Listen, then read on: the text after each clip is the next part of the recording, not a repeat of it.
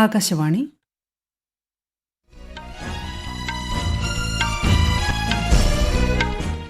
നമസ്കാരം. വാർത്തകൾ വായിക്കുന്നത് ലിൻസ സിറാജ്.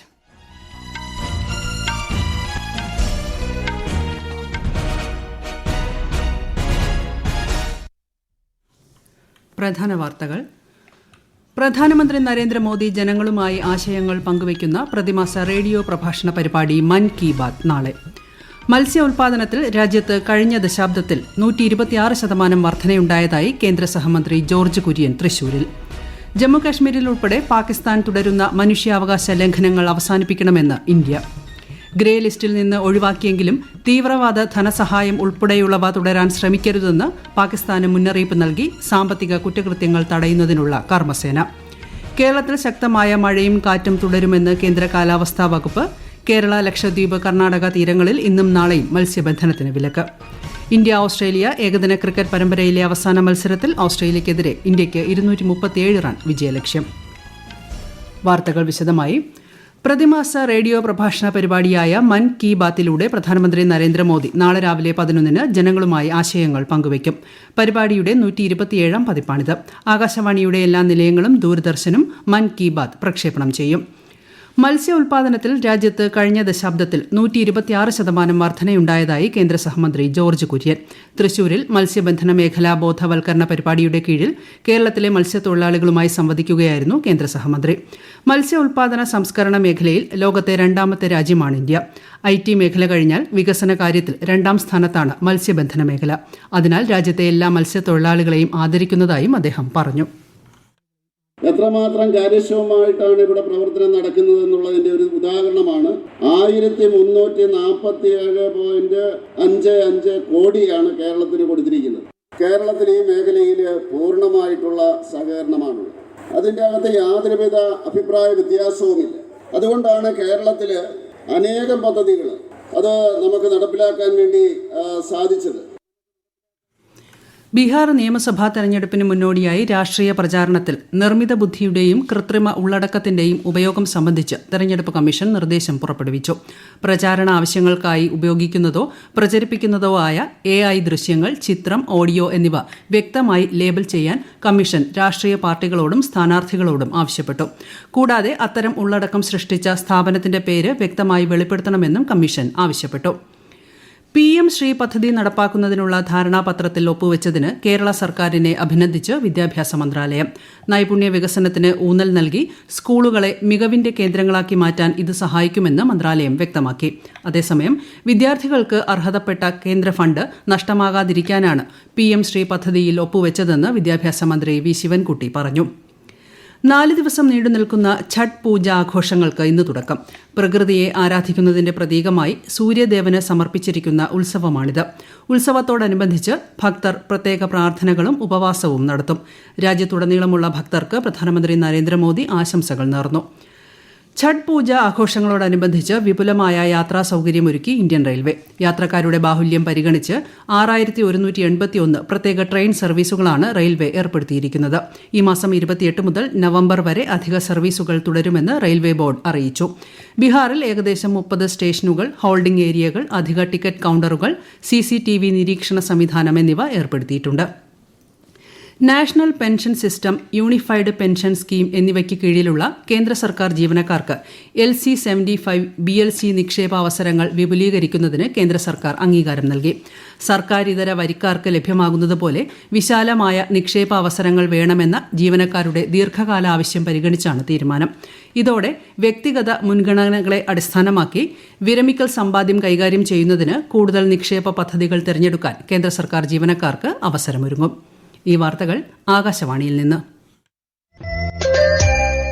ആകാശവാണി വാർത്തകളും വാർത്താധിഷ്ഠിത പരിപാടികളും all India radio news Thiruvananthapuram YouTube ചാനലിലും all India radio news Thiruvananthapuram Facebook പേജിലും AR News_ തിരുവനന്തപുരം ഇൻസ്റ്റഗ്രാം അക്കൌണ്ടിലും AR News_TVM X ഹാൻഡിലും ലഭ്യമാണ്.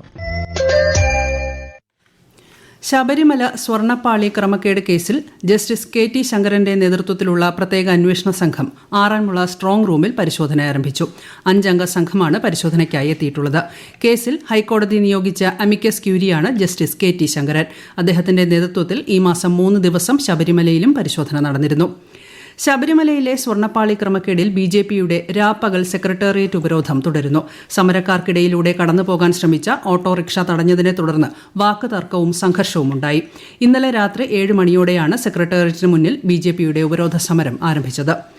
സംസ്ഥാനത്ത് ശക്തമായ മഴയും കാറ്റും തുടരുമെന്ന് കേന്ദ്ര കാലാവസ്ഥാ വകുപ്പ്. തെക്കൻ ജില്ലകളിൽ പുലർച്ചെ കനത്ത മഴ അനുഭവപ്പെട്ടു. കണ്ണൂർ, കാസർഗോഡ് ജില്ലകളിൽ മഞ്ഞ ജാഗ്രതാ നിർദ്ദേശം നൽകിയിട്ടുണ്ട്. മോശം കാലാവസ്ഥ കണക്കിലെടുത്ത് കേരള തീരത്ത് ഇന്നും നാളെയും, ലക്ഷദ്വീപ്, കർണാടക തീരങ്ങളിൽ ഈ മാസം 28 വരെയും മത്സ്യബന്ധനത്തിന് വിലക്കേർപ്പെടുത്തി.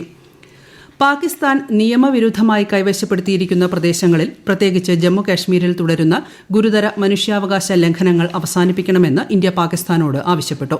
ഐക്യരാഷ്ട്രസഭ സുരക്ഷാ കൌൺസിലിൽ സംഘടിപ്പിച്ച ഐക്യരാഷ്ട്രസഭാ സംഘടന ഭാവിയിലേക്ക് നോക്കുന്നു എന്ന തുറന്ന ചർച്ചയെ അഭിസംബോധന ചെയ്യവേ ഇന്ത്യയുടെ സ്ഥിരം പ്രതിനിധി P. ഹരീഷാണ് ഇക്കാര്യം വ്യക്തമാക്കിയത്. ജമ്മു കാശ്മീർ എല്ലായ്പ്പോഴും ഇന്ത്യയുടെ അവിഭാജ്യ ഘടകമാണെന്നും അദ്ദേഹം പറഞ്ഞു. ഗ്രേ ലിസ്റ്റിൽ നിന്നും നീക്കം ചെയ്യപ്പെട്ടെങ്കിലും കള്ളപ്പണം വെളുപ്പിക്കൽ, തീവ്രവാദ ധനസഹായം എന്നിവ തുടരാൻ ശ്രമിക്കരുതെന്ന് പാകിസ്ഥാന് മുന്നറിയിപ്പ് നൽകി സാമ്പത്തിക കുറ്റകൃത്യങ്ങൾ തടയുന്നതിനുള്ള കർമ്മസേന. 2022 ഒക്ടോബറിലാണ് ഗ്രേ ലിസ്റ്റിൽ നിന്ന് പാകിസ്ഥാനെ നീക്കം ചെയ്തത്. ഫ്രാൻസിൽ നടന്ന ഒരു പത്രസമ്മേളനത്തിൽ FATF പ്രസിഡന്റ് എലിസ ഡി ആൻഡെ മദോസയാണ് ഇക്കാര്യം പറഞ്ഞത്. റാഞ്ചിയിൽ നടക്കുന്ന സാഫ് സീനിയർ അത്ലറ്റിക്സ് ചാമ്പ്യൻഷിപ്പിൽ ആതിഥേയരായ ഇന്ത്യയ്ക്ക് ഉജ്ജ്വല തുടക്കം. മത്സരത്തിന്റെ ആദ്യ ദിനത്തിൽ ഇന്ത്യയ്ക്ക് 5 സ്വർണം ഉൾപ്പെടെ 14 മെഡലുകൾ. വിശദാംശങ്ങളിലേക്ക്. 5 സ്വർണവും 6 വെള്ളിയും 3 വെങ്കലവുമാണ് ഇന്ത്യൻ താരങ്ങൾ ആദ്യ ദിനം നേടിയത്. 5000 മീറ്റർ ഓട്ടത്തിൽ പുരുഷ വിഭാഗത്തിൽ പ്രിൻസ് കുമാർ ഇന്ത്യയ്ക്ക് വേണ്ടി ആദ്യ സ്വർണം നേടി. 5000 മീറ്റർ വനിതാ വിഭാഗത്തിൽ സഞ്ജന സിംഗും സ്വർണമണിഞ്ഞു. ഷോട്ട്പുട്ടിലും 4x400 മീറ്റർ മിക്സഡ് റിലേയിലും ഇന്ത്യൻ താരങ്ങൾ ആധിപത്യം പുലർത്തി. വനിതകളുടെ ട്രിപ്പിൾ ജമ്പിൽ പൂർവ സാവന്ത് വെള്ളി നേടി. അതേസമയം ട്രിപ്പിൾ ജമ്പിൽ മലയാളി താരം സെബാസ്റ്റ്യൻ VS വെങ്കലം നേടി.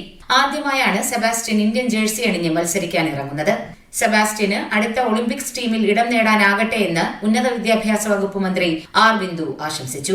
News desk, Akashvani.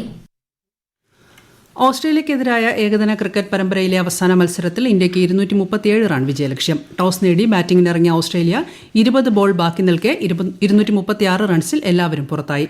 3 മത്സരങ്ങളുള്ള പരമ്പരയിൽ 2 ജയിച്ച ഓസ്ട്രേലിയ പരമ്പര സ്വന്തമാക്കിയിരുന്നു. സംസ്ഥാന സ്കൂൾ കായികമേളയിൽ തിരുവനന്തപുരം ജില്ല കുതിപ്പ് തുടരുന്നു. 1319 പോയിന്റുമായാണ് ആതിഥേയർ ഒന്നാം സ്ഥാനത്ത് തുടരുന്നത്. 602 പോയിന്റുമായി തൃശൂർ രണ്ടാമതും 544 പോയിന്റുമായി പാലക്കാട് മൂന്നാമതുമാണ്. ഗെയിംസിലും നീന്തലിലും തിരുവനന്തപുരമാണ് മുന്നിൽ. മേളയിൽ നീന്തൽ മത്സരങ്ങൾ ഇന്ന് അവസാനിക്കും. 18 ഫൈനലുകളാകും ഇന്ന് നീന്തലിൽ നടക്കുക. ഇന്ത്യയുടെ ഉരുക്കുമനുഷ്യൻ സർദാർ വല്ലഭായ് പട്ടേലിന്റെ ജന്മവാർഷിക സ്മരണയിൽ ഒക്ടോബർ 31 രാഷ്ട്രീയ ഏകതാ ദിവസ് ആഘോഷിക്കാനൊരുങ്ങി രാജ്യം.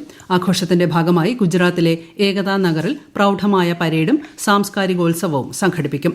പ്രധാനമന്ത്രിക്ക് നൽകുന്ന ഗാർഡ് ഓഫ് ഓണറിന് ഇത്തവണ വനിതാ ഉദ്യോഗസ്ഥയാണ് നേതൃത്വം നൽകുക. അടുത്ത തലമുറ GST പരിഷ്കാരങ്ങൾ ഭവന നിർമ്മാണ മേഖലയ്ക്ക് വലിയ ഉത്തേജനം നൽകി. മാർബിൾ, ഗ്രാനൈറ്റ് ബ്ലോക്കുകളുടെ GST നിരക്ക് 12% നിന്ന് 5% കുറച്ചത് ഫിനിഷിംഗ്, ഫ്ലോറിംഗ് ചെലവുകൾ കുറച്ചു. സിമന്റ്, മണൽ, കുമ്മായം, ഇഷ്ടിക എന്നിവയുടെ GST നിരക്കിലെ ഇളവ് അടിസ്ഥാന സൗകര്യ വികസനം കൂടുതൽ താങ്ങാനാവുന്നതാക്കി മാറ്റി. ഉചിതമായ നടപടികൾ സ്വീകരിക്കാൻ തയ്യാറായാൽ ദക്ഷിണ കൊറിയയുമായി വ്യാപാര കരാറിലെത്താൻ തയ്യാറാണെന്ന് അമേരിക്ക. ദക്ഷിണ കൊറിയയിലെ ഗോങ്ഷുവിൽ നടന്ന ഏഷ്യ പസഫിക് സാമ്പത്തിക സഹകരണ ഉച്ചകോടിയിൽ ദക്ഷിണ കൊറിയൻ പ്രസിഡന്റ് ലീ ജെങ് മുങ്ങും US പ്രസിഡന്റ് ഡൊണാൾഡ് ട്രംപും കൂടിക്കാഴ്ച നടത്തുമെന്നാണ് പ്രതീക്ഷ.